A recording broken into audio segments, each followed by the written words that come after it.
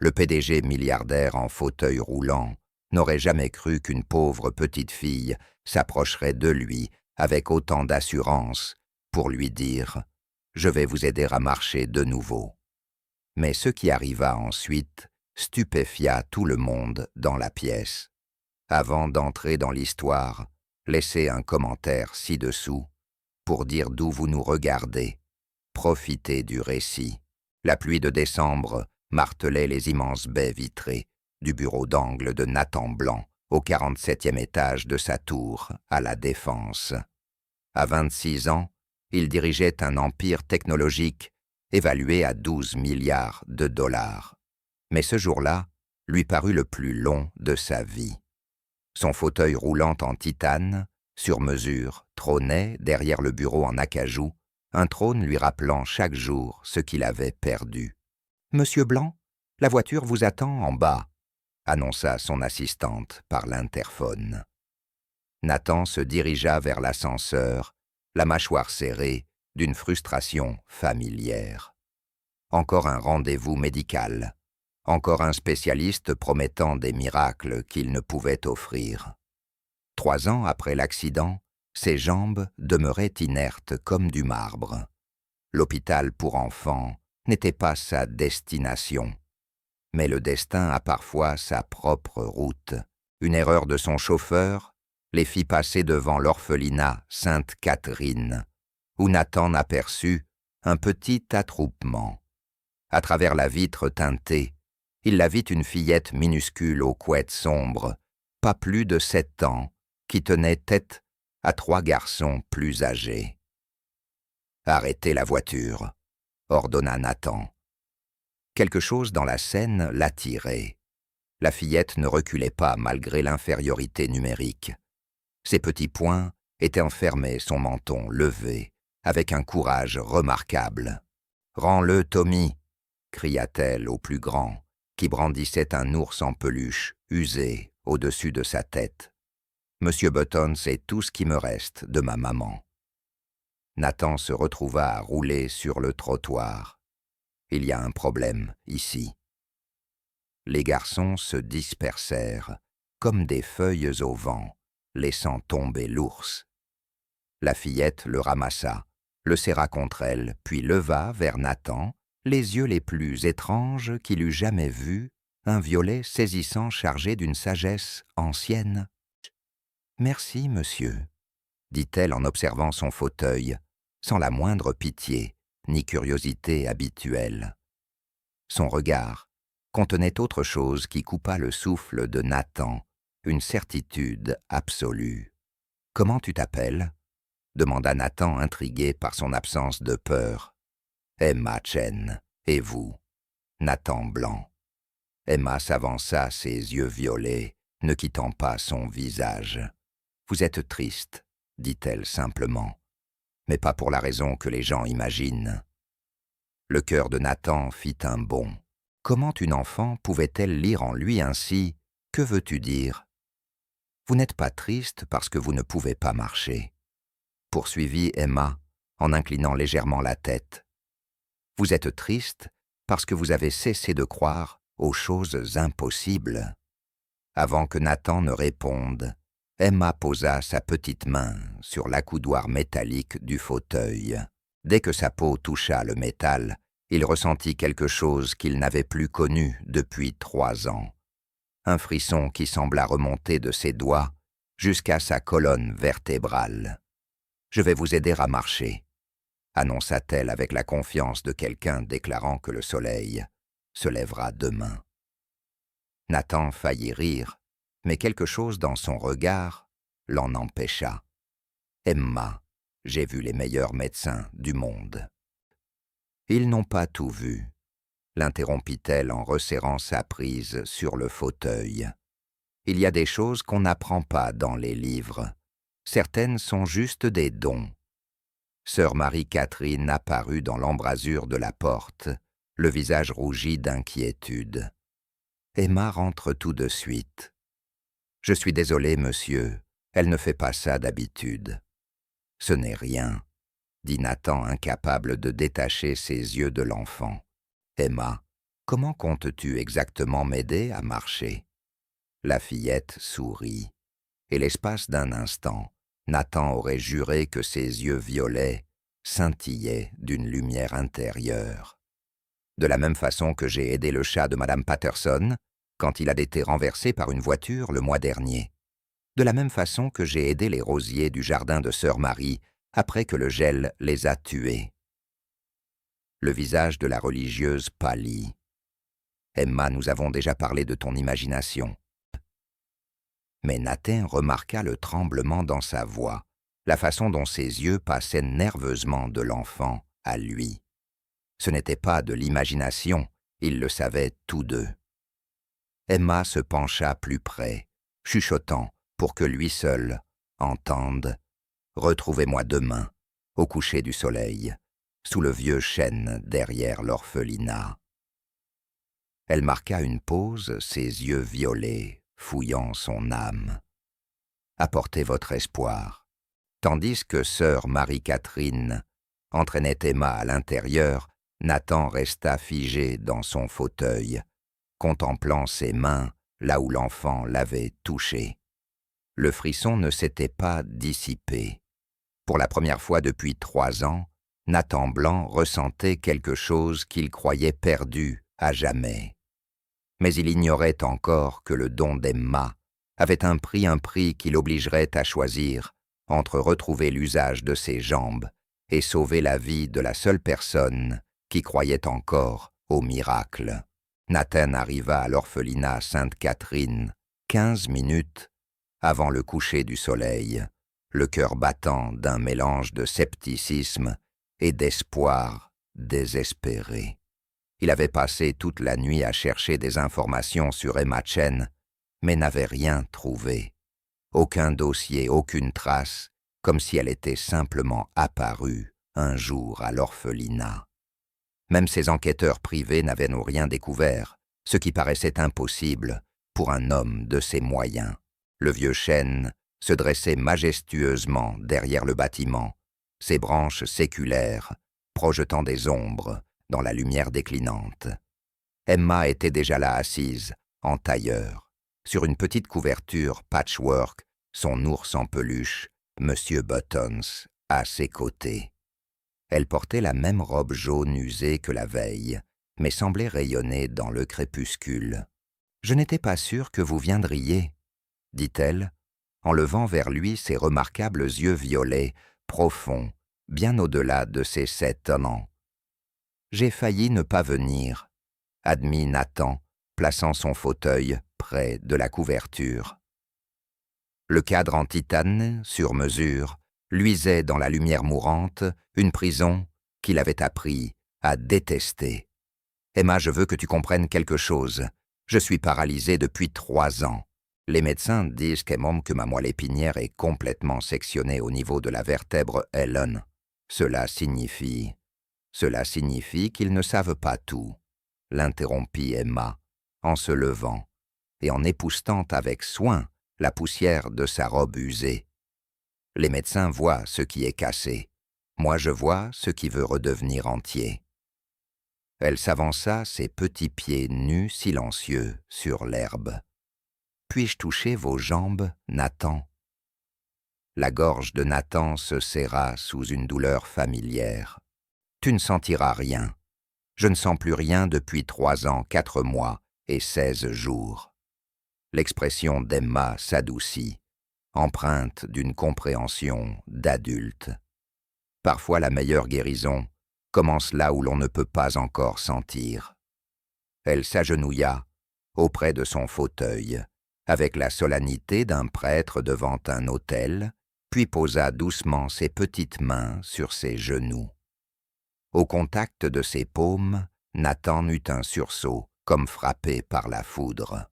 La même sensation de picotement que la veille parcourut son corps, plus forte, cette fois semblable à une électricité tiède qui remontait sa colonne vertébrale et se diffusait partout. « Tu sens ça ?»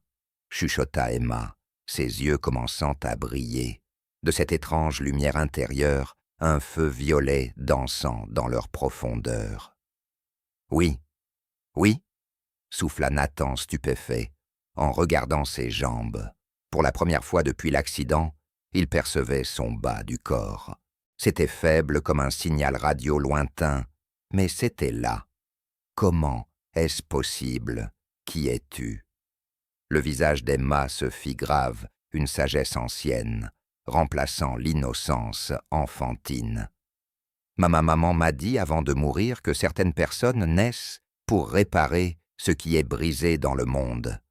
On nous appelle des guérisseurs, mais chaque don a ses règles, Nathan. Des règles sacrées qu'on ne peut enfreindre. Quelles règles? Le don coule du cœur, pas de l'esprit. Je ne peux soigner que quelqu'un que mon âme reconnaît comme devant redevenir entier.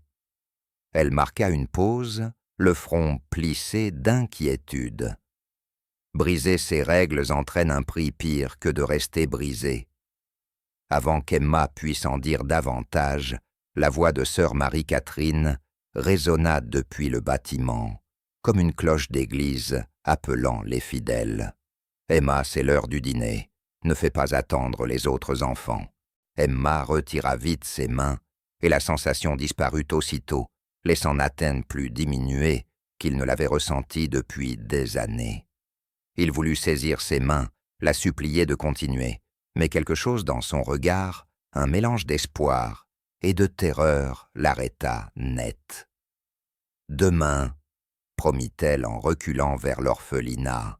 « Mais Nathan, tu dois aussi me promettre quelque chose de vraiment important. » N'importe quoi.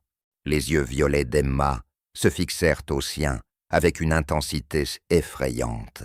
« Quand je t'aiderai, quand la guérison commencera, vraiment ne me demande jamais d'arrêter.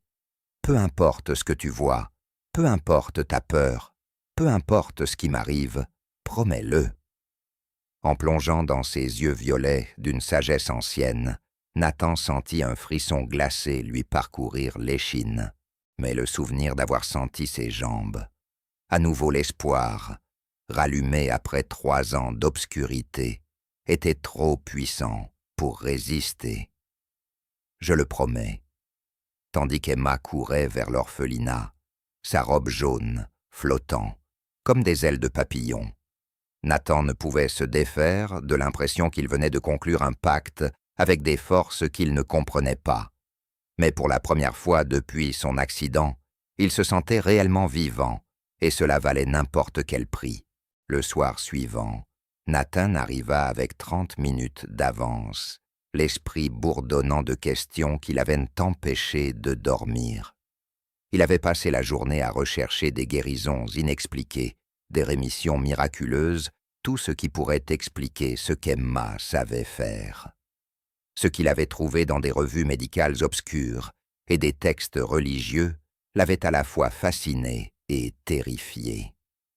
Emma l'attendait à nouveau sous le vieux chêne, mais cette fois, elle n'était pas seule. Un petit chat tigré roux ronronnait paisiblement sur ses genoux.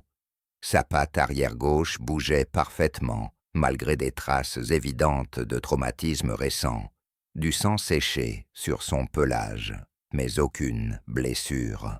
« C'est Ginger », dit Emma en caressant doucement l'arrière de ses oreilles. Sœur Marie l'a trouvée ce matin la patte toute tordue et brisée après avoir été heurtée par une voiture sur la rue de l'autoroute, expliqua Emma. Elle allait l'emmener chez le vétérinaire, mais... La voix d'Emma s'éteignit avec un sens caché. Nathan fixa le chat, qui sauta gracieusement de ses genoux et s'éloigna en courant, sur ses 4 pattes, parfaitement saines, poursuivant une feuille dans la brise du soir. « Emma, depuis combien de temps peux-tu faire ça ?» demanda-t-il. « Depuis que maman est morte il y a 2 ans, » répondit Emma doucement, ses yeux violets se perdant dans le souvenir. « La nuit où elle est décédée à l'hôpital, j'ai senti quelque chose changer en moi, comme une porte qui s'ouvrait dans mon cœur après avoir été verrouillée toute ma vie. La première fois que c'est arrivé, j'étais si triste de l'avoir perdue, que je suis allé dans son jardin et j'ai pleuré sur ses rosiers. Ils étaient morts depuis une semaine, à cause d'une gelée précoce, tout brun et desséché. Et alors, quand mes larmes les ont touchés, ils ont refleuri plus beaux que jamais. Les yeux d'Emma scintillèrent de larmes contenues. C'est là que j'ai su que maman m'avait transmis quelque chose de spécial avant de partir. Nathan s'approcha, attiré par l'émotion brute dans sa voix. « Que s'est-il passé avec tes parents, Emma ?» Les yeux violets d'Emma s'assombrirent comme un orage qui se prépare. Accident de voiture sur l'autoroute A9, juste à la sortie de la ville. Un conducteur ivre a franchi la ligne centrale à plus de 110 km/h. Ses petites mains se crispèrent. Papa est mort sur le coup, mais maman a vécu assez longtemps pour me parler du don qui traverse notre famille. Elle a dit « Il ne vient qu'aux femmes, et seulement quand on en a le plus besoin. » Pourquoi ne l'as-tu pas sauvé? La question resta suspendue dans l'air comme une lame. Le visage d'Emma se déforma sous une douleur qu'aucune fillette de 7 ans ne devrait connaître. Parce que c'est la règle la plus importante de toutes, murmura-t-elle, les larmes prêtes à jaillir. Je peux tout guérir, n'importe qui, sauf la personne que j'aime le plus au monde. C'est comme si l'univers refusait qu'on utilise le don égoïstement, qu'il nous empêchait de sauver ceux qu'on ne peut pas supporter de perdre. Le poids de cette révélation s'abattit sur eux comme une pierre tombale. Nathan lui prit la petite main, sentant la chaleur de son pouvoir vibrer juste sous la peau. « Je suis désolé, Emma. Cela doit être terriblement solitaire. »« Ça l'est, » avoua-t-elle à peine audible. « Jusqu'à hier, quand je t'ai vu dans ton fauteuil, l'air si perdu. Pour la première fois depuis la mort de maman, j'ai eu l'impression que je n'étais plus seul, que j'avais trouvé la personne que j'étais destinée à aider. » Emma se leva et passa derrière le fauteuil de Nathan avec détermination. « Tu es prêt ?» Nathan hocha la tête et Emma posa ses 2 mains sur ses épaules. La sensation de picotement revint aussitôt, mais cette fois, elle s'accompagnait d'autre chose. Des images fulgurèrent dans l'esprit de Nathan, comme des scènes d'un film qu'il n'avait jamais vu, mais qu'il semblait pourtant se rappeler. Il vit Emma bébé rayonnant de cette même lumière intérieure, pendant que sa mère lui chantait une berceuse en chinois. Sa mère, une belle femme asiatique, aux yeux pleins de bonté, apprenait à une Emma de 5 ans à contrôler ce pouvoir, à le canaliser en toute sécurité. Et quelque chose de plus sombre, des silhouettes, tapies dans l'ombre, toujours à l'affût, toujours en chasse. « Emma !» s'exclama Nathan, la vision s'éclaircissant. « Qui d'autre connaît ton don ?» Mais lorsqu'il la regarda de nouveau, Emma s'était effondrée au sol, le visage pâle comme la lune, son petit corps tremblant. « Emma !» Nathan lutta pour sortir de son fauteuil, ses jambes inutiles refusant de coopérer. « Emma, réveille-toi !» Ses yeux violets s'ouvrirent faiblement, et elle murmura 4 mots qui glacèrent le sang de Nathan. « Ils viennent pour moi. » Nathan passa le reste de la nuit à faire les 100 pas, ou plutôt à tourner frénétiquement dans son penthouse parisien, l'avertissement d'Emma résonnant dans son esprit comme un glas. Il avait sollicité d'anciens contacts militaires, et à l'aube avait monté un dispositif de sécurité qui lui fit froid dans le dos. Au matin, il avait pris une décision qui allait tout changer. « Monsieur Blanc, êtes-vous certain de cela ?» demanda Mark Weber, chef de la sécurité de Nathan et ancien commando marine.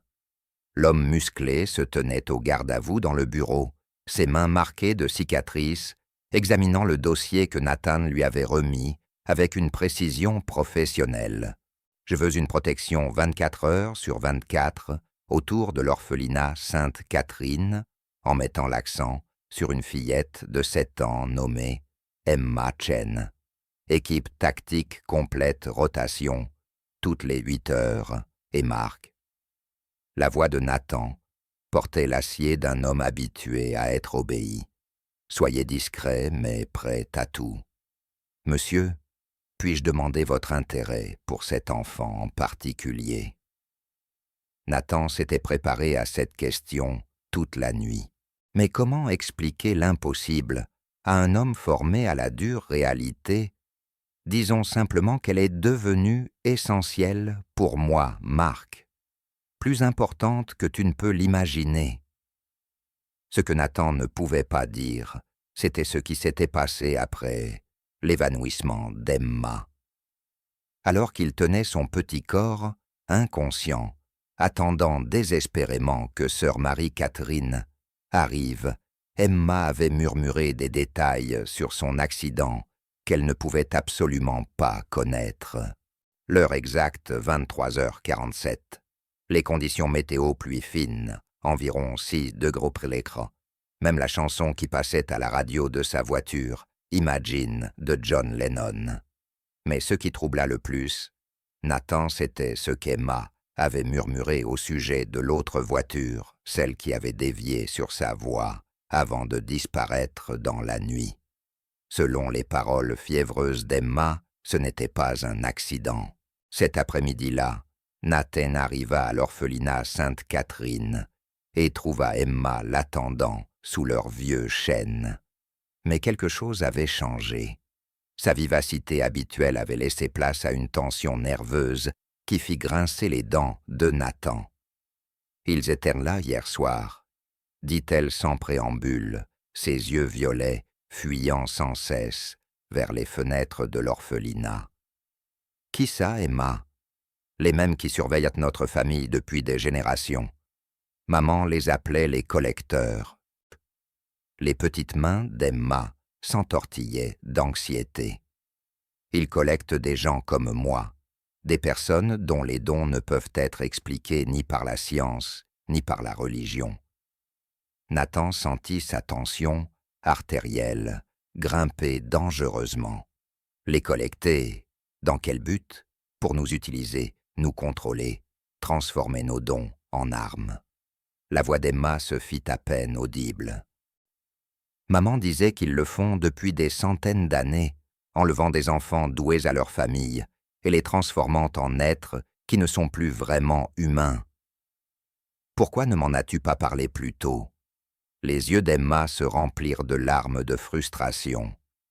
Parce que j'espérais qu'ils ne me trouveraient pas ici. Maman m'a si bien caché pendant 7 ans, m'enseignant à réprimer mon don, à ne jamais l'utiliser en public. Mais te soigner fait croître ma puissance, chaque jour plus brillante. C'est comme un phare, appelant quiconque sait regarder. Alors si nous continuons, ils viendront forcément. Emma hocha la tête accablée. Mais si nous arrêtons? Nathan lui saisit doucement les poignets. Alors on arrête. Ta sécurité est plus importante que mes jambes. Non.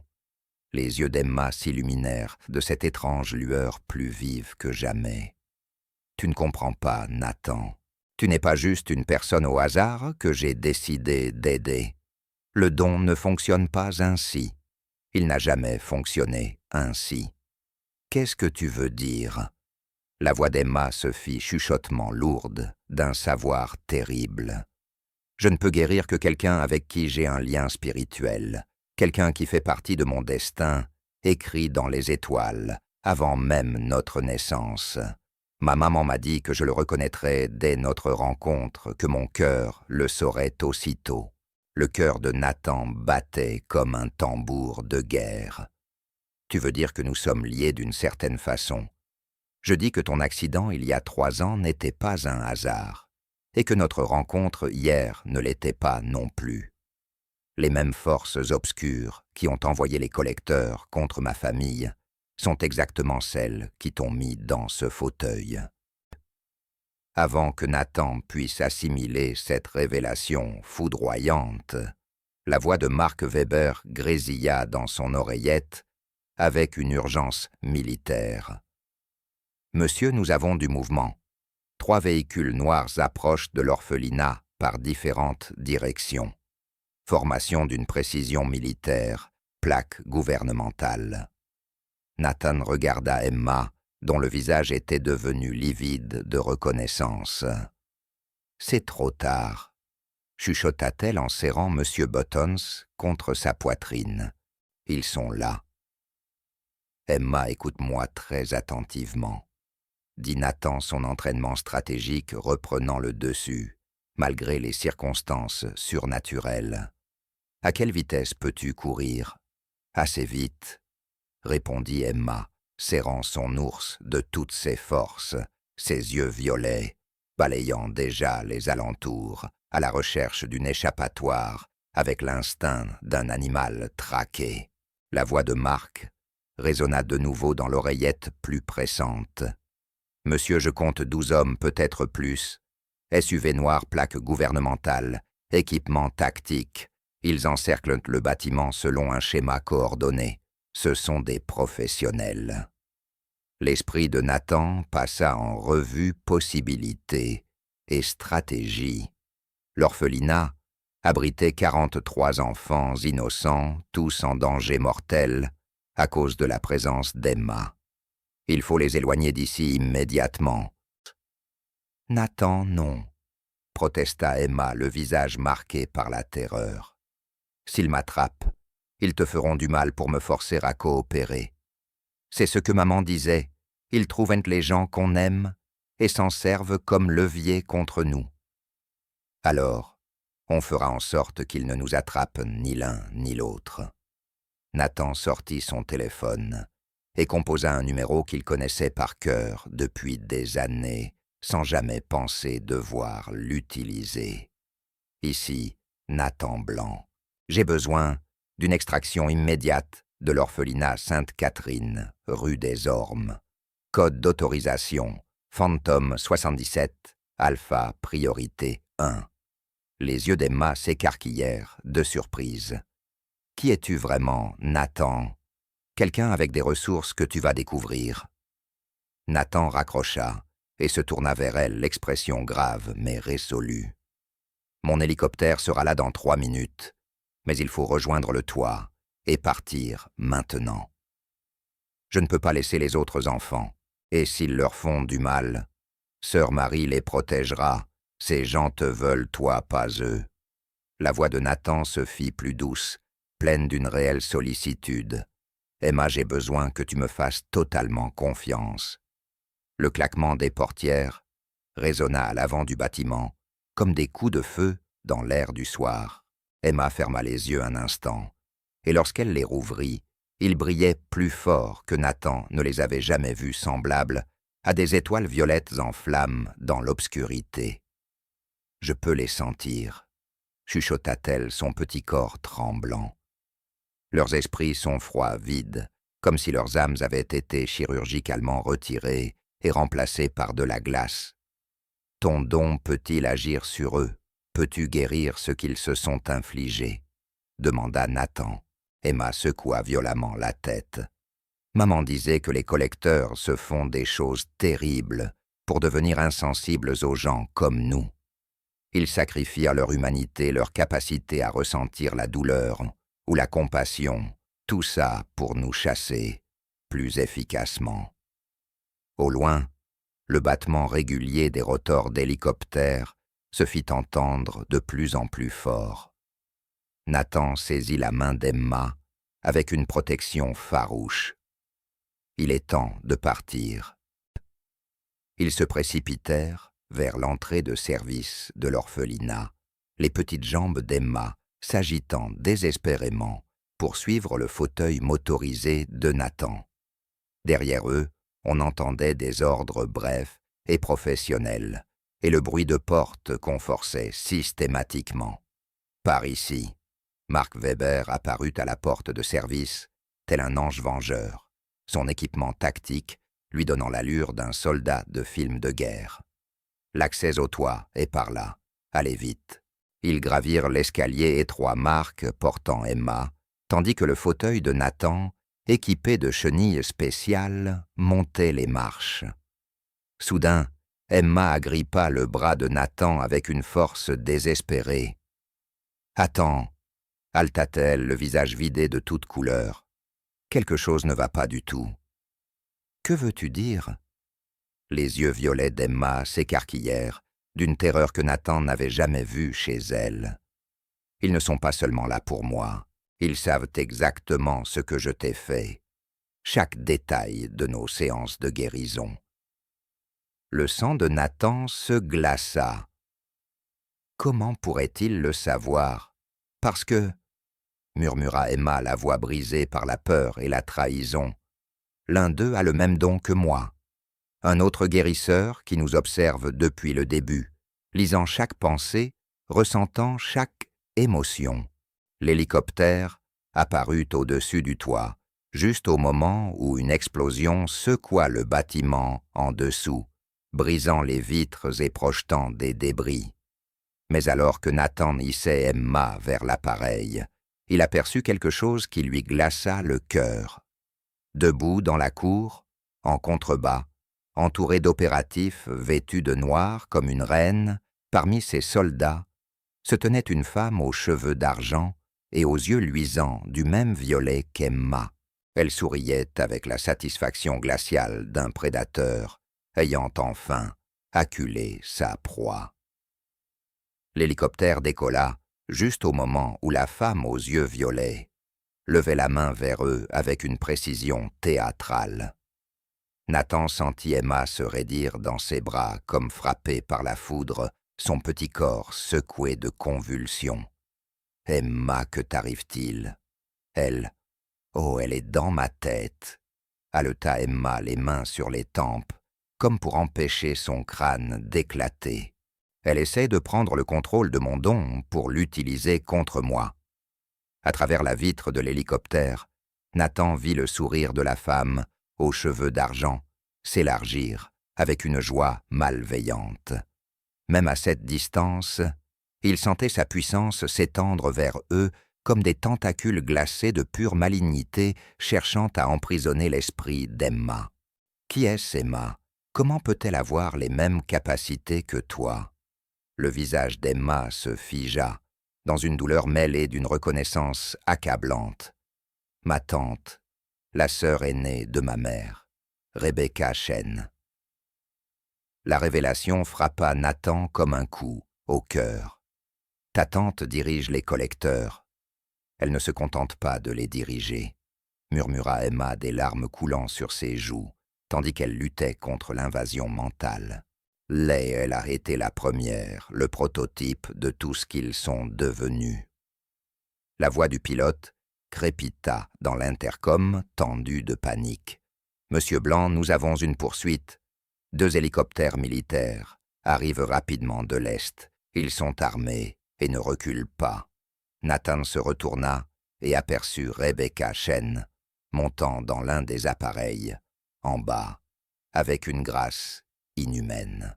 Même à cette distance, il voyait ses yeux violets flamboyer d'un pouvoir volé, pareil à 2 soleils, d'un feu surnaturel.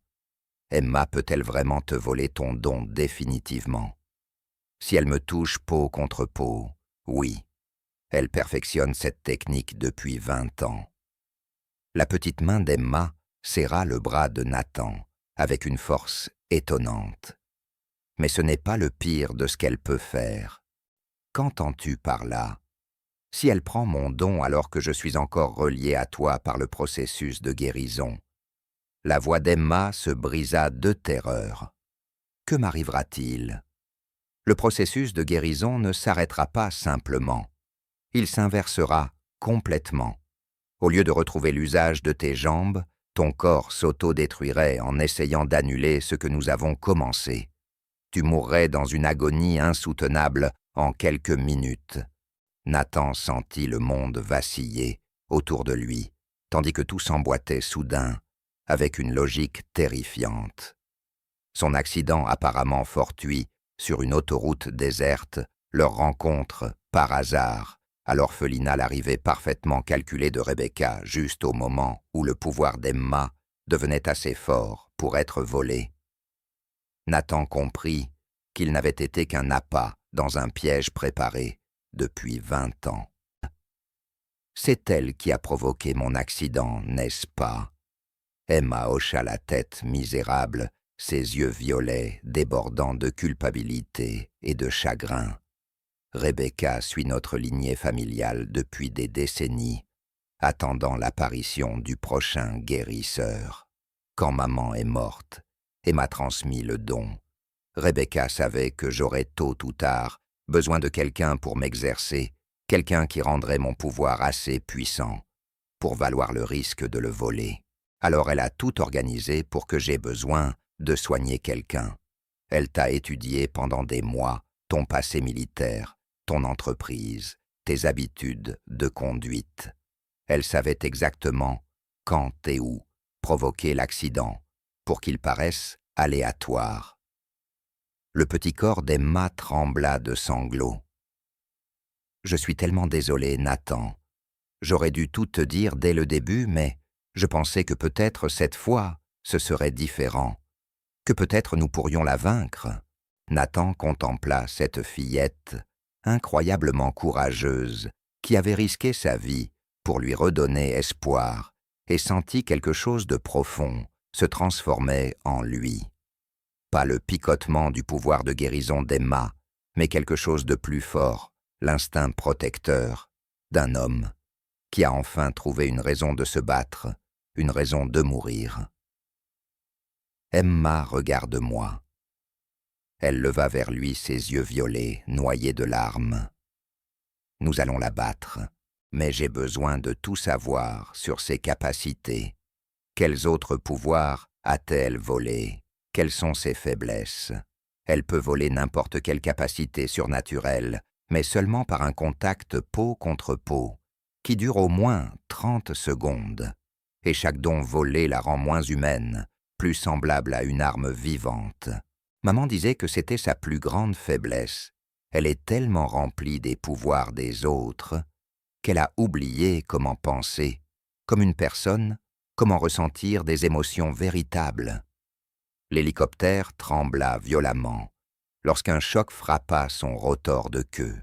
Derrière eux, l'appareil de Rebecca gagnait du terrain à une vitesse terrifiante, et Nathan pouvait voir sa tante devenue monstre se tenir à la porte, ouverte, ses mains rayonnant d'une énergie surnaturelle qu'il était presque douloureux de regarder. La voix du pilote retentit dans l'intercom, tendue de peur. « Monsieur Blanc, ils n'essaient pas de nous abattre. Ils utilisent une sorte d'impulsion électromagnétique pour nous forcer à atterrir. Je perds le contrôle des systèmes de navigation. » Nathan prit une décision qui le hanterait pour le reste de sa vie, quelle qu'en soit la durée. « Emma, j'ai besoin que tu fasses quelque chose et que tu me fasses entièrement confiance. » « Quoi? Il faut que tu coupes notre lien immédiatement. Arrête complètement le processus de guérison. Si Rebecca ne peut pas voler ton don à travers moi, elle ne pourra pas m'utiliser contre toi. » Le visage d'Emma pâlit comme la neige fraîche. « Nathan, non. Si j'arrête la guérison, maintenant, tu ne remarcheras jamais. La fenêtre de récupération se fermera à jamais. Il n'y aura pas de seconde chance pour ce genre de blessure.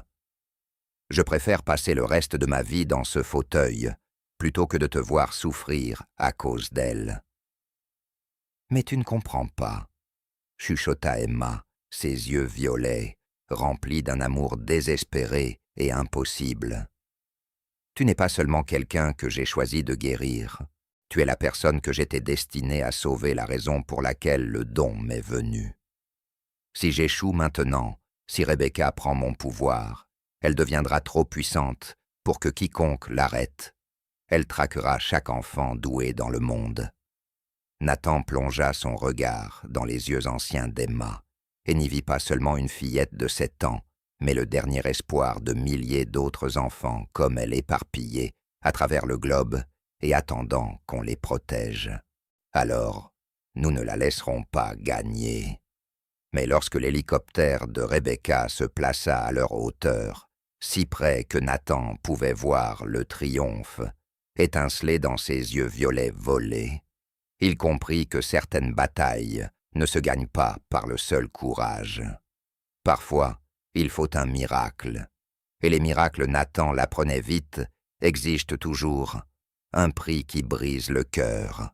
L'hélicoptère fit une embardée violente quand l'impulsion électromagnétique de Rebecca déchira ses systèmes comme des griffes invisibles. Des étincelles jaillirent du tableau de bord, tandis que le pilote luttait désespérément pour maintenir l'altitude. « On descend !» cria-t-il, au-dessus des alarmes hurlantes. Nathan entoura Emma de ses bras pour la protéger, tandis qu'il plongeait vers un ancien complexe industriel en périphérie de la ville. L'appareil heurta le sol, brutalement glissa sur le béton, avant de s'écraser contre le mur d'un entrepôt rouillé. À travers le pare-brise fissuré, Nathan vit l'hélicoptère de Rebecca se poser avec une grâce prédatrice à une 50aine de mètres.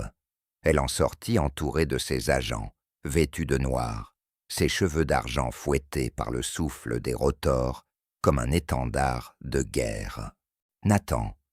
murmura Emma, le sang coulant d'une coupure sur son front. « Elle va essayer de conclure un marché avec toi. » « Quel genre de marché ?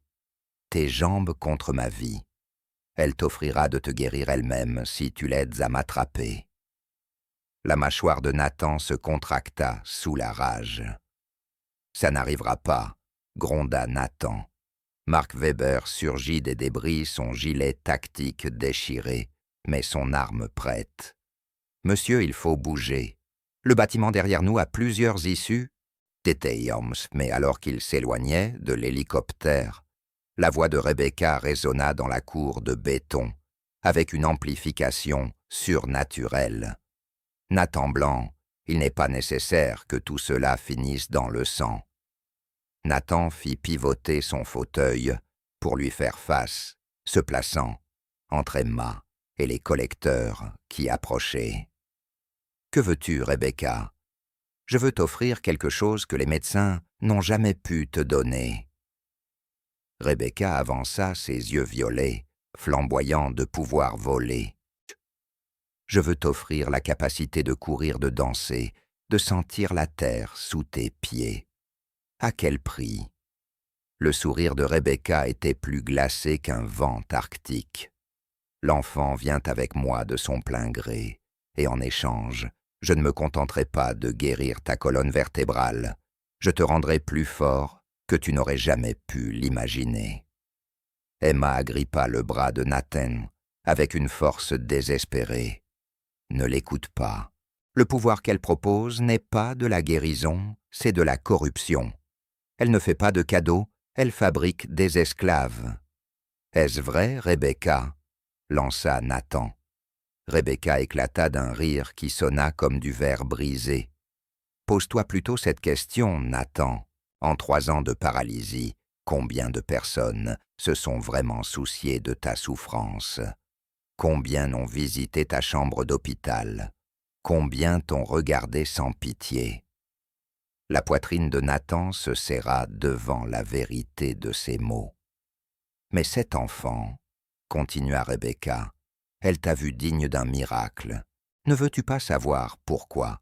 Ne veux-tu pas comprendre ce qui te rend si spécial, que l'univers lui-même a plié ses règles pour toi? »« Nathan, » murmura Emma d'une voix pressante, « quoi qu'elle s'apprête à te dire, souviens-toi qu'elle ment aussi facilement qu'elle respire. » Rebecca l'entendit et sourit plus largement. « Dis-lui la prophétie, petite nièce, dis-lui pourquoi tu es vraiment ici. » Le visage d'Emma devint livide. « Et il n'y a pas de prophétie, n'est-ce pas ?» Les yeux de Rebecca brillèrent d'un triomphe malveillant. « Raconte-lui les rêves que tu fais depuis tes 5 ans. Des rêves d'un homme en fauteuil qui sauverait notre lignée ou la détruirait à jamais. » Nathan sentit le sol vaciller sous lui. « Emma, je ne voulais pas que tu penses être utilisée. » Emma balbutia, des larmes coulant sur son visage. « Tu rêves de moi depuis des années. Avant qu'Emma ne puisse répondre, Rebecca leva les mains, et Nathan sentit une force invisible le soulever de son fauteuil. L'espace d'un instant. Glorieux, il se tint debout sur ses 2 pieds. Puis, Rebecca le laissa retomber. « Ce n'est qu'un avant-goût », dit-elle, tandis que Nathan heurta violemment le béton. « Guéris-le complètement, Emma, et je vous laisserai partir tous les 2. Refuse, et je montrerai à Nathan Blanc ce que signifie réellement souffrir. » Les yeux violets d'Emma flamboyèrent d'une fureur bien plus grande que son âge. « Tu veux une démonstration de pouvoir, tante Rebecca ?» Elle posa ses mains sur la poitrine de Nathan, et soudain, toutes les lumières du complexe abandonné éclatèrent en gerbes d'étincelles. Quand la vision de Nathan s'éclaircit, Emma brillait comme une petite étoile, et le sourire assuré de Rebecca avait totalement disparu. « Tu n'as aucune idée de ce à quoi tu fais face, » déclara Emma, sa voix résonnant d'une autorité d'un autre monde. « Et moi non plus. » Les agents de Rebecca levèrent leurs armes, mais elle leva une main pour les arrêter. Ses yeux violets fixaient Emma, avec un respect nouveau et une faim à peine dissimulée. « Magnifique, » souffla-t-elle. « Tu es encore plus puissante que ta mère au même âge. »« N'ose pas parler de ma mère, » gronda Emma, son petit corps rayonnant toujours de cette lumière impossible. « Ta mère était faible, » répliqua Rebecca, en tournant autour d'eux comme un prédateur. Elle aurait pu régner sur le monde avec son don, mais elle a préféré se cacher, guérir des chats errants et des fleurs mourantes. Quel gâchis! Nathan lutta pour regagner son fauteuil, l'esprit bouleversé par ce qu'il venait de voir. « Emma, comment as-tu fait ça ?»« Je ne sais pas, » chuchota-t-elle, la lueur s'éteignant à mesure que la fatigue s'installait. Ça n'était jamais arrivé avant. Rebecca rit froidement. « Bien sûr que non. Ton pouvoir est lié à ta connexion émotionnelle avec Nathan. Plus votre lien se renforce, plus tes capacités évoluent. »« Qu'est-ce que ça signifie ?» exigea Nathan. « Cela signifie, » dit Rebecca, ses yeux étincelants de malice, « que tu n'es pas un simple patient Nathan Blanc. Tu es un catalyseur, un amplificateur humain conçu pour libérer des pouvoirs qui ne devraient mais pas exister. C'est impossible. Vraiment. Dis-moi, Nathan, que te rappelles-tu de ton enfance ?» Nathan fronça les sourcils. « Quel rapport avec tout ça? Fais-moi plaisir. Quel est ton tout premier souvenir? » Je me souviens d'avoir été à l'hôpital quand j'avais 7 ans. Un genre d'accident. » Quel genre d'accident? Nathan plissa le front, cherchant à se souvenir de détails enveloppés de brouillard. Je ne sais pas. Le médecin a dit que j'étais tombé dans l'escalier. Mais tu t'en souviens autrement, conclut Rebecca. Tu te souviens d'avoir flotté. Tu te souviens de choses qui bougeaient sans être touchées. Tu te souviens d'avoir été différent. Le sang de Nathan se glaça. « Comment sais-tu cela ?» demanda Nathan, la voix tremblante. « Parce que tes parents nous ont appelés, » révéla Rebecca, avec une satisfaction cruelle. Tes parents biologiques, avant de te confier à l'adoption, étaient terrifiés par ce que leur fils pouvait faire. Tu mens. Rebecca sortit une vieille photographie et la lança aux pieds de Nathan. Elle montrait un jeune garçon aux yeux familiers, flottant à 1 mètre du sol, tandis que des jouets orbitaient autour de lui, comme des planètes autour d'un soleil. Tu étais comme nous, Nathan, jusqu'à ce que nous te réparions. Emma étouffa un cri. Vous lui avez enlevé son don. Nous l'avons réprimé, corrigea Rebecca, enterré si profondément qu'il n'y aurait plus jamais accès. Du moins, c'est ce que nous pensions, jusqu'à ce qu'Emma commence à te soigner. L'accident d'il y a 3 ans, dit Nathan les pièces du puzzle, s'imbriquant enfin. Ce n'était pas seulement pour moi, c'était pour réactiver ce que vous m'aviez fait, enfant. Brillant, admit Rebecca. Oui, le traumatisme peut briser même nos plus solides barrières mentales. Nous avions besoin que tu sois assez désespéré pour accepter l'aide de quelqu'un possédant les capacités particulières d'Emma. Les yeux violets d'Emma flamboyèrent de compréhension. Le processus de guérison ne répare pas seulement sa colonne, il défait aussi ce que vous avez fait pour supprimer son don d'origine. Rebecca fit un pas de plus, et quand vous serez tous deux à pleine puissance, vous serez inarrêtables ensemble, l'arme parfaite pour remodeler ce monde. Nous ne travaillerons jamais pour toi, déclara Nathan d'une voix ferme. Qui a parlé de choix?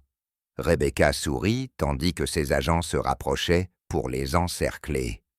Emma, guéris-le complètement maintenant, ou je te montrerai exactement ce qui est arrivé au dernier enfant doué qui m'a défié. Elle fit un signe, et l'un de ses hommes avança ôtant son casque. L'estomac de Nathan se souleva, les yeux de l'homme étaient entièrement blancs, son visage vidé de toute expression humaine. « Voici David Chen, » dit Rebecca avec désinvolture. Le cousin d'Emma, il avait le don de voir l'avenir, jusqu'à ce qu'il tente de fuir il y a 5 ans. Emma poussa un cri d'angoisse pure qui fit éclater toutes les vitres restantes du complexe. « Choisis vite, petite nièce, » lança Rebecca dans l'écho. « Guéris Nathan et libère vos 2 pleins potentiels, ou regarde-moi le transformer en une autre coquille vide. » Mais alors qu'Emma levait les mains vers Nathan, quelque chose d'inattendu se produisit. Le fauteuil de Nathan se mit à léviter et ses yeux commencèrent à briller du même feu violet. « Je choisis la 3e option, » dit-il d'une voix résonnant d'une puissance nouvelle. « Nous nous battons. » L'entrepôt abandonné explosa en un chaos soudain lorsque les capacités longtemps réprimées de Nathan se réveillèrent. Les poutres métalliques gémirent et se tordirent, tandis que sa télékinésie balayait la structure comme un ouragan invisible. Les agents de Rebecca ouvrirent le feu, mais les balles s'arrêtèrent en plein vol, suspendues comme des gouttes de pluie mortelles, avant que Nathan ne les projette inoffensivement contre les murs. « Impossible !» gronda Rebecca, son propre pouvoir jaillissant, alors qu'elle tentait de reprendre le contrôle. La suppression était permanente. Emma saisit la main de Nathan, et au moment où leur peau se toucha, leurs pouvoirs s'amplifièrent de manière exponentielle. Nathan se sentit non seulement flotter, mais voler, tandis que la lumière curative d'Emma flamboyait assez pour transformer la nuit en plein jour. « Ensemble, » murmura Emma, ses yeux violets rencontrant les siens. « Nous sommes plus forts, ensemble, je le sens. » Nathan inspira profondément, émerveillé par la sensation de la conscience d'Emma se mêlant à la sienne. Tes souvenirs, ta douleur, ton espoir, tout est relié au mien. À travers ce lien, Nathan revécut la vie d'Emma, en éclair la mort de sa mère, la solitude de l'orphelinat, la terreur d'être traqué, mais aussi son incroyable courage, sa détermination à utiliser son don pour le bien, sa foi absolue qu'un jour tout s'arrangerait. « Comme c'est touchant !» cracha Rebecca en levant les mains pour canaliser le pouvoir volé. « Mais l'amour ne vous sauvera pas de ça. » Elle libéra une décharge d'énergie noire qui aurait dû les déchirer. Au lieu de cela, elle heurta le bouclier combiné de la télékinésie de Nathan et de la lumière guérisseuse d'Emma se dissipant sans effet. « Tu ne comprends pas, » dit Emma, sa voix emplie d'une sagesse bien au-delà de son âge. « Tu as passé tellement de temps à voler le pouvoir des autres que tu as oublié la vérité la plus importante Sur les dons comme les nôtres, ils ne sont pas faits pour être pris. Ajouta Nathan, l'évidence affluant en lui. Ils sont faits pour être partagés. L'expression confiante de Rebecca vacilla. Impossible. Le pouvoir partagé est un pouvoir affaibli. Pour quelqu'un comme toi, peut-être, répliqua Emma. Mais nous ne sommes plus comme toi. Nathan sentit la capacité de guérison d'Emma circuler en lui non seulement pour réparer sa colonne, mais pour lui apprendre à utiliser sa télékinésie afin de soigner les autres. En même temps, son propre pouvoir montrait à Emma comment détendre son don, au-delà de la guérison physique, comment toucher les esprits, comment réparer les âmes brisées. Marc appela Nathan, en apercevant son chef de sécurité, coincé sous les débris de l'hélicoptère, écrasé. « Vous êtes blessé. Côte fracturée, monsieur. Peut-être pire. » Nathan tendit sa volonté utilisant ses capacités combinées. Il souleva les gravats par la pensée, tout en canalisant la guérison d'Emma à travers sa télékinésie. Marc inspira brusquement, tandis que ses blessures disparaissaient, ses yeux écarquillés d'émerveillement. « Comment ?»« Nous apprenons, » répondit Nathan, en se tournant vers Rebecca. « Et cela te terrifie, n'est-ce pas? Parce que tu ne peux voler que des dons achevés. Tu ne peux pas prendre ce que nous sommes en train de devenir. » Le visage de Rebecca se contracta de rage. « Alors, je vous détruirai tous les deux, avant que vous n'atteigniez votre plein potentiel. » Elle leva les mains pour une nouvelle attaque, mais cette fois Nathan était prêt. Il l'enveloppa d'une étreinte télékinétique douce, mais indestructible. « Emma, » dit-il calmement, « peux-tu guérir quelqu'un qui a choisi d'abandonner son humanité ?» Emma contempla sa tante avec des yeux pleins de compassion plutôt que de peur. « Je ne sais pas, mais peut-être devrions-nous essayer. »« N'osez pas !» siffla Rebecca, luttant contre les liens invisibles de Nathan. « J'ai choisi ce chemin volontairement. J'ai embrassé l'obscurité parce que la lumière était trop faible pour protéger ceux que j'aimais. »« Qui as-tu perdu ?» demanda doucement Emma. Pendant un instant, le masque de cruauté de Rebecca se fissura, laissant entrevoir un chagrin désespéré. « Ma fille, ma belle Sarah. Elle avait le don, elle aussi. Mais elle était si jeune, si vulnérable.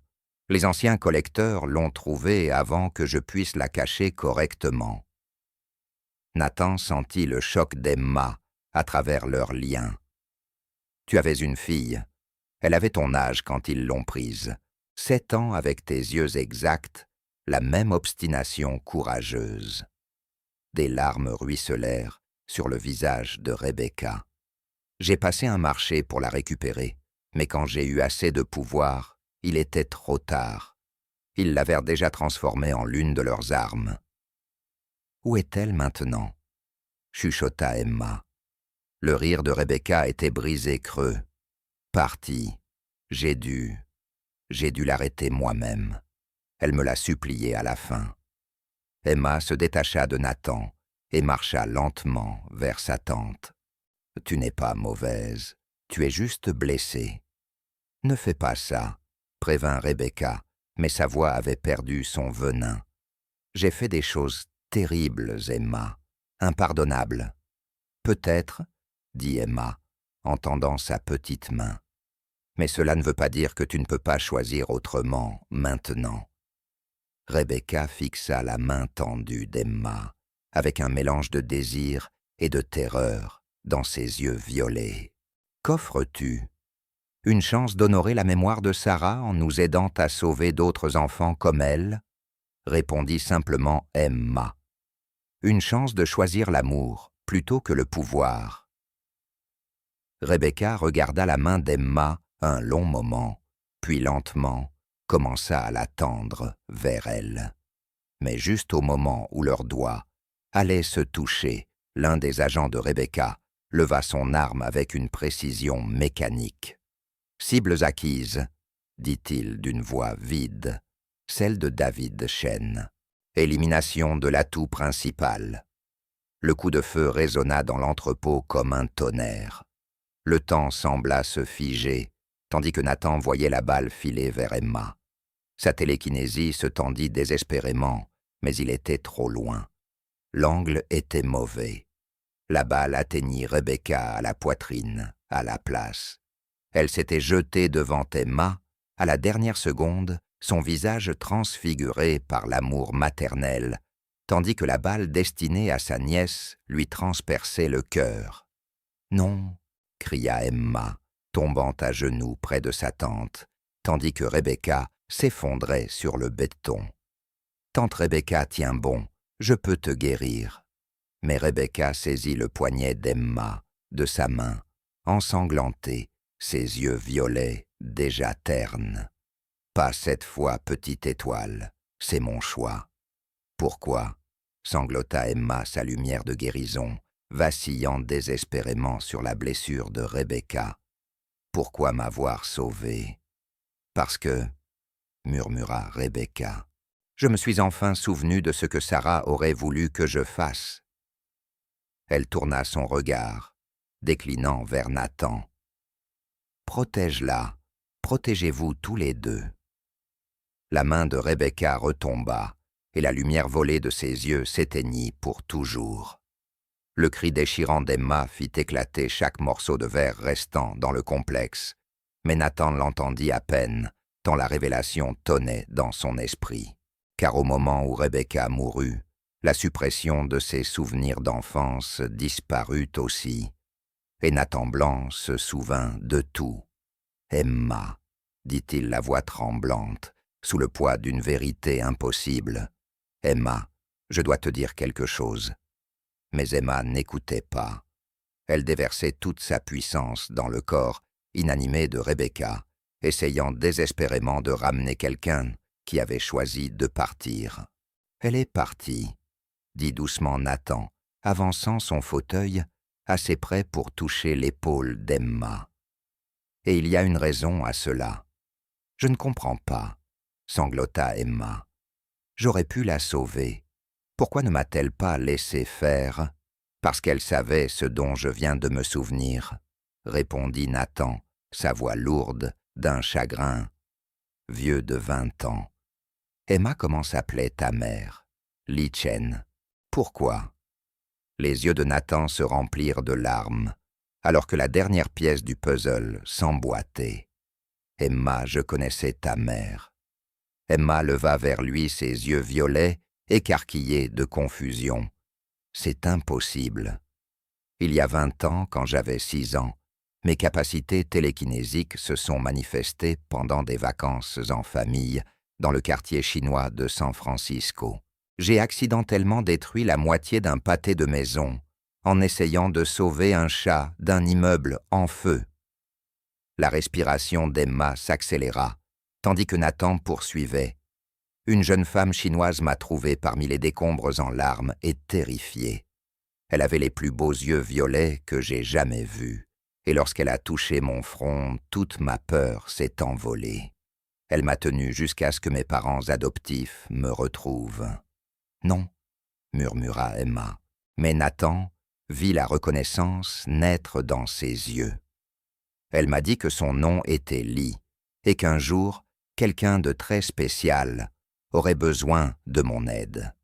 Quelqu'un avec les mêmes yeux violets, le même cœur courageux, le même don de guérison des choses brisées. Nathan prit les petites mains d'Emma dans les siennes. Elle m'a fait promettre que quand ce jour viendrait, je serais prêt, que je serais assez fort pour protéger la personne qu'elle aimait le plus au monde. Les larmes d'Emma tombèrent comme la pluie. C'est pour ça que tu m'as semblé familier dès le premier regard. Ta mère n'a pas seulement guéri mes blessures physiques ce jour-là, Emma. Elle a planté un lien entre nous qui s'activerait au moment où tu en aurais le plus besoin. Elle savait que Rebecca finirait par venir te chercher et voulait s'assurer que tu ne l'affronterais pas seule. Alors tout ce qui s'est passé, ton accident, notre rencontre, c'était le cadeau de ta mère. » Nathan termina doucement. Elle a passé sa vie à préparer cet instant pour qu'au moment venu, tu aies quelqu'un qui comprenne ton pouvoir, quelqu'un capable de t'aider à devenir assez forte pour affronter les ténèbres qui te traqueraient. Emma se jeta dans ses bras sanglotants d'un mélange de chagrin et de gratitude. Elle n'a jamais cessé de me protéger même après sa mort. Et moi non plus, promit Nathan, en la serrant contre lui, alors que leur lumière combinée commençait à guérir non seulement sa colonne, mais aussi les blessures profondes de leurs âmes. Au loin, les sirènes de la police hurlaient, attirées par la destruction et les coups de feu. Mais Nathan n'était pas inquiet. Pour la première fois de sa vie, il comprenait sa véritable mission. Il n'était pas seulement un milliardaire, ni un homme en fauteuil, ni un être aux capacités mystérieuses, il était le gardien d'Emma, choisi par sa mère 20 ans plus tôt, pour se tenir entre cette fillette courageuse et un monde qui exploiterait son don. Et alors que la lumière guérisseuse d'Emma coulait en lui plus puissamment que jamais, Nathan réalisa quelque chose qui changea tout encore une fois. Le lien que Lee avait créé entre eux n'était pas seulement une protection, c'était une transformation. Et ce qu'ils devenaient ensemble sauverait le monde, ou le remodèlerait pour toujours. « Emma » dit-il doucement, sentant de nouvelles capacités s'éveiller en lui. « Je crois qu'il faut qu'on ait une conversation très sérieuse sur ce qui va suivre. » Un mois plus tard, Nathan se tenait debout, réellement debout sur le balcon de son penthouse, regardant le lever du soleil, peindre Paris, de nuances d'or et d'ambre. Ses jambes lui semblaient solides, sa colonne parfaitement alignée, chaque nerf vibrant de la santé qu'Emma lui avait rendue. Mais la guérison physique n'était rien comparée aux autres changements. « Tu es déjà levé », dit Emma, en sortant sur le balcon en chaussons moelleux, portant 2 tasses de chocolat chaud. Elle avait l'air différente, maintenant non seulement parce que sœur Marie-Catherine lui avait enfin trouvé de vrais vêtements et un vrai lit, mais parce que la peur constante avait quitté ses yeux violets. « Je n'arrivais pas à dormir », admit Nathan, en prenant sa tasse avec gratitude. « Non, les rêves deviennent plus forts. »« Les miens aussi ?» répondit Emma, en s'installant sur la chaise à côté de lui. « La nuit dernière, j'ai vu 3 autres enfants, un à Tokyo, un à Mumbai, un à Sao Paulo. Tous développent des dons, tous sont en danger. Au cours du mois écoulé, à mesure que leurs liens s'approfondissaient, ils avaient commencé à faire des rêves prophétiques, des visions d'autres enfants doués à travers le monde, qui auraient bientôt besoin de protection contre l'ancienne organisation de Rebecca. Les autorités enquêtent toujours sur l'incident de l'entrepôt, dit Nathan.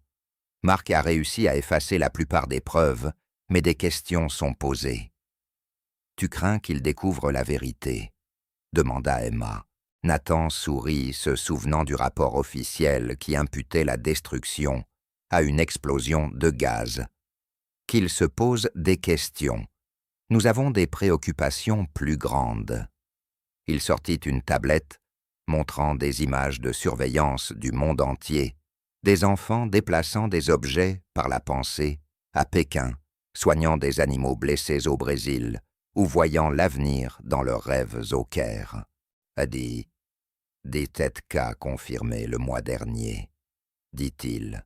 « Et ce ne sont que ceux qui ont été filmés par imprudence. » Emma observa les images, le visage sérieux qu'elle prenait, lorsqu'elle réfléchissait à des responsabilités d'adulte.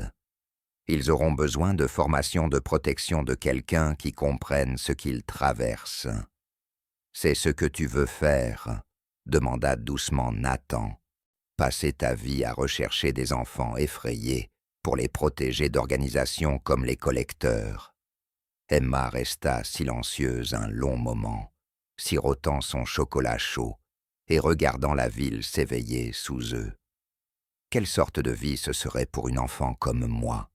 Je ne sais pas, répondit Nathan honnêtement. Difficile, dangereux, admit-il. Tu devrais grandir vite, bien plus vite que n'importe qui ne devrait le faire. Mais l'alternative, c'est de les laisser affronter ça seul, comme j'ai failli le faire. Nathan sentit une vague de fierté devant son courage, aussitôt suivie d'une inquiétude protectrice. Tu sais, je soutiendrai quel que soit ton choix. Mais Emma, il y a autre chose dont nous devons parler. Les offres du gouvernement. Nathan hocha gravement la tête. Dans les semaines qui suivirent la mort de Rebecca, 3 agences fédérales différentes avaient pris contact avec des propositions à peine voilées pour conseiller sur des questions de sécurité nationale. Police, respectueuse, mais le message était clair. Collaborez, ou nous devrons peut-être vous considérer comme une menace. Ils veulent nous utiliser comme les collecteurs, dit Emma d'un ton neutre, juste avec de plus jolis formulaires. Probablement. La vraie question, c'est de savoir si nous sommes assez forts pour leur dire non. Emma posa sa tasse et prit la main de Nathan, leur pouvoir combiné, vibrant juste sous la surface. Un grand pouvoir implique de grandes responsabilités, non. Où as-tu entendu ça? Les BD de Spider-Man. Sœur Marie en a toute une collection. Emma sourit, puis son expression redevint sérieuse. Nathan, quand je guéris quelqu'un maintenant, je peux voir dans son âme. Je sais s'il est vraiment bon ou s'il fait semblant. Et qu'est-ce que tu vois en me regardant? Je vois quelqu'un qui a passé 3 ans à croire que sa vie était finie et qui veut maintenant utiliser sa seconde chance pour que d'autres enfants n'aient pas à vivre ce que j'ai vécu. Emma serra sa main. Je vois quelqu'un qui préférerait affronter le monde entier plutôt que de laisser souffrir ceux qu'il aime. Les larmes montèrent aux yeux de Nathan. Est-ce suffisant pour assumer la responsabilité de protéger chaque enfant doué de la planète? Je ne sais pas, avoua Emma. Mais je sais ce que dirait maman. Quoi donc? Elle dirait que le don ne dépend pas de ce qu'on peut faire, mais de ce qu'on choisit de faire. Nathan se leva, savourant encore la simple joie de bouger, et marcha jusqu'à la balustrade du balcon. Sous eux, la ville s'étendait à perte de vue. Des millions de personnes vivaient leur vie sans jamais savoir à quel point elles avaient frôlé une guerre entre ceux qui possèdent le pouvoir et ceux qui n'en ont pas.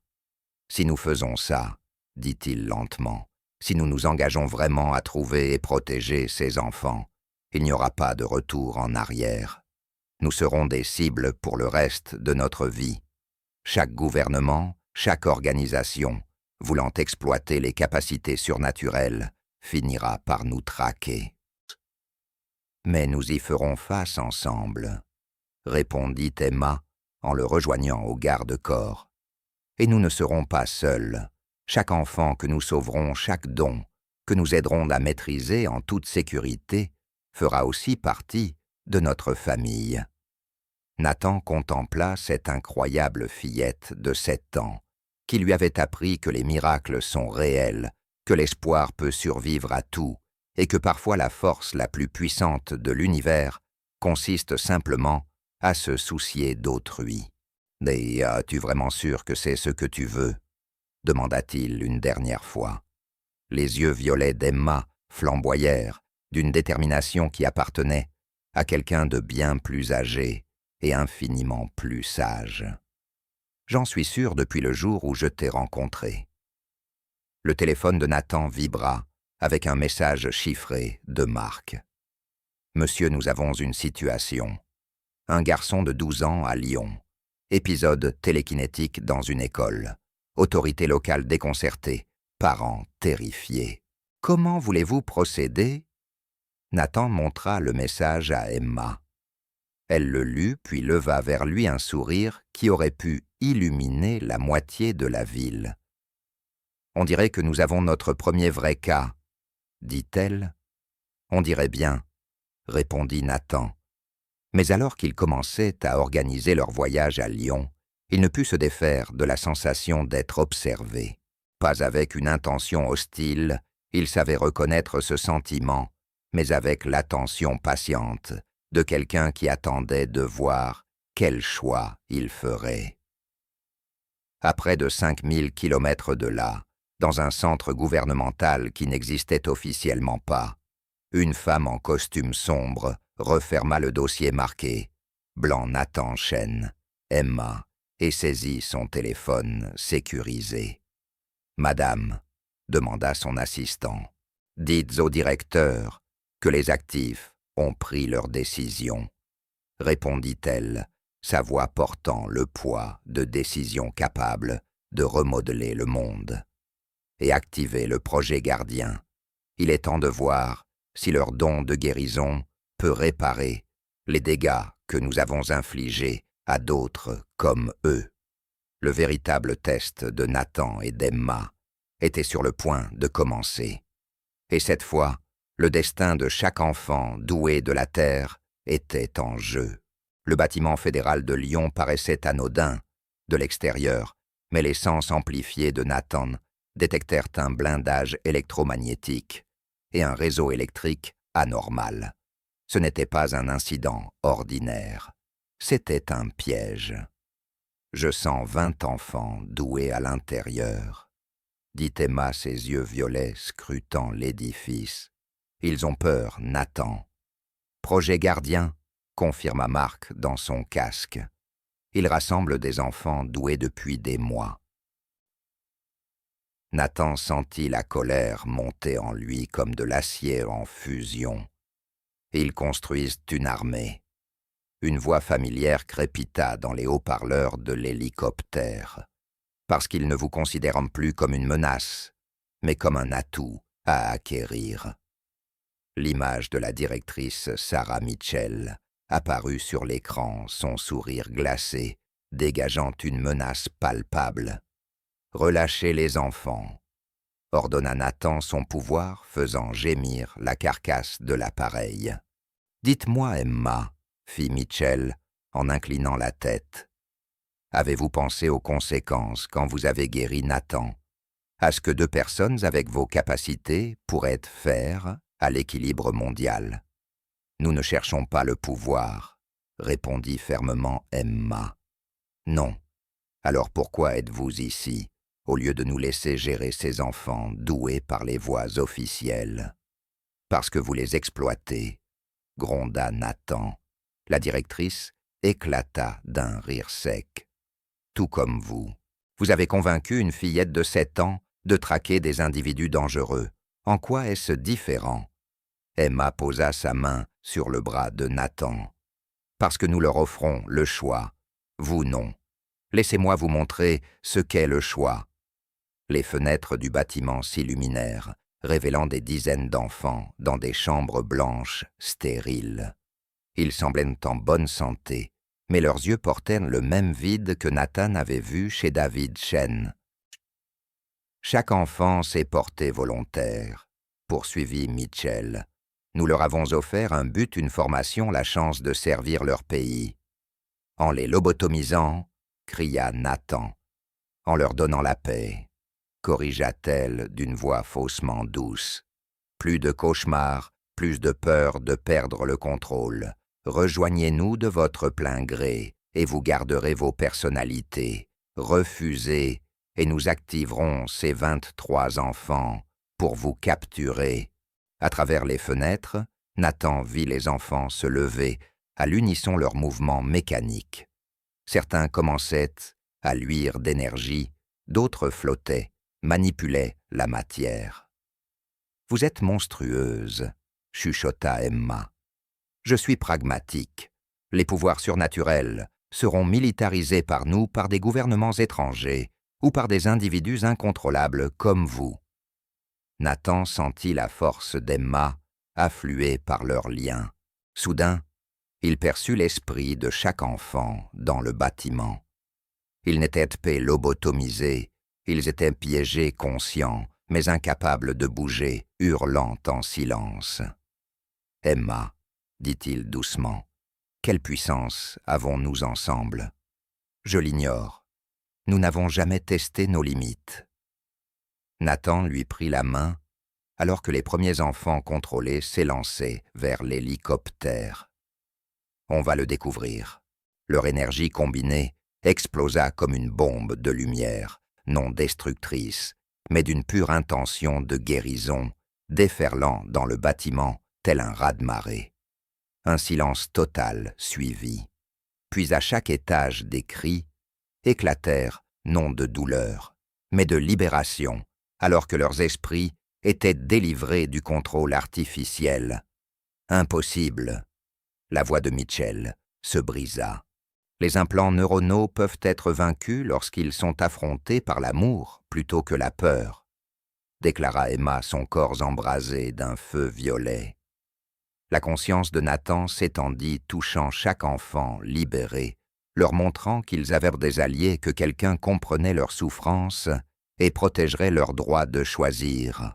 Les enfants commencèrent à s'entraider des télékinésistes, soulevant ceux qui ne pouvaient voler des guérisseurs, apaisant les traumatismes des précognitifs, guidant les sorties. Nous avons des installations dans 12 pays, gronda Mitchell. Vous ne pourrez pas tous les sauver. Peut-être pas, répondit Nathan, en sentant la foi d'Emma couler en lui. Mais nous pouvons essayer. Chaque enfant que nous sauvons aidera le suivant. Idéaliste fou, vous condamnez le monde? Non, dit Emma avec une sagesse ancienne. Nous lui donnons la chance de choisir l'amour plutôt que la peur. Alors que les derniers enfants s'échappèrent, certains volant, d'autres se téléportant ou marchant la tête haute, Nathan comprit que leur véritable mission commençait. Ils n'étaient plus seulement des gardiens, ils étaient le départ de quelque chose de nouveau, un réseau décidé à soigner, plutôt qu'à blesser, à protéger, plutôt qu'à exploiter, à élever, plutôt qu'à détruire. Où allons-nous maintenant? Demanda Emma, en s'éloignant du bâtiment encore fumant. Nathan sourit plus vivant que jamais, partout où l'on a besoin de nous. Alors commençons. Sous eux 23 enfants, autrefois réduits en esclavage, découvraient la liberté. Certains retrouvaient des familles qui les croyaient morts. D'autres restaient ensemble, formant des familles protectrices. Tous portaient l'espoir, né de 2 personnes refusant de croire que le pouvoir et la compassion ne pouvaient coexister. Tandis que le soleil, couchant, peignait le ciel. Nathan Blanc, ancien milliardaire, ancien infirme, désormais gardien, prit la main d'Emma Chen, ancienne orpheline, désormais flambeau d'espérance. Et ensemble, ils s'envolèrent vers un avenir où les miracles n'étaient pas seulement possibles, mais inévitables. Car le plus grand don n'est ni de guérir les corps, ni de déplacer des montagnes, c'est le courage de se soucier de quelqu'un plus que de soi-même. Et ce don se multiplie chaque fois qu'on le partage.